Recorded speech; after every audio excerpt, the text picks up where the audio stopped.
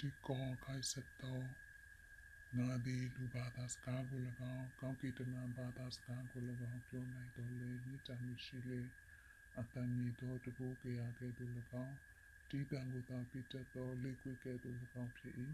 ပရောဖက်ညာကိုငါရ၍လဲလဲသောအရာရှိသူများတို့နှင့်သိပ္ပံအတတ်အမျိုးမျိုးကိုတတ်တော်၎င်း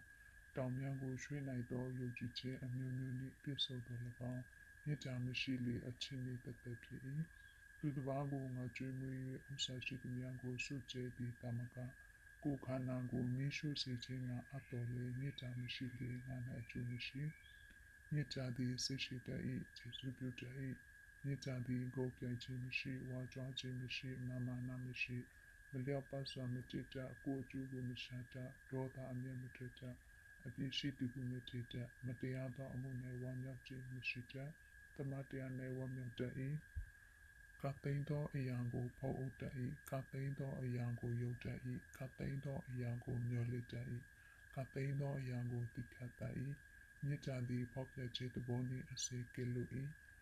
ပရောဖက်ညာတော်၎င်းအမျိုးမျိုးသောဘာသာစကားကိုပြောနိုင်သောအခွင့်တော်၎င်းသိပ္ပံအတတ်တော်၎င်းကိုကြောက်လိမ့်မည်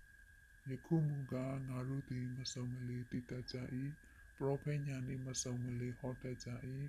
ဆိုလေခြင်းသို့ရောက်သောအခါမူကားမစုံလီသူများတို့သည်ကွယ်ပြောက်ကြလိမ့်မည်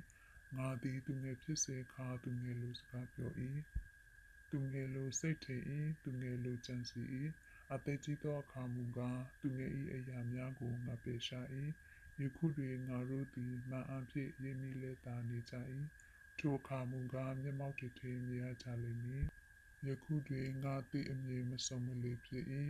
ထိုအခါမူကားသူတစ်ပါးသည်ငါကိုတည်တကဲ့သို့ငါတည်ရလိမ့်မည်ယခုတွင်ယုံကြည်ခြင်းမျှော်လင့်ခြင်းချစ်ခြင်းဤသုံးပါးတည်လျက်ရှိ၏ဤသုံးပါးတို့တွင်ချစ်ခြင်းမြတ်တာသည်အများဆုံးဖြစ်သည်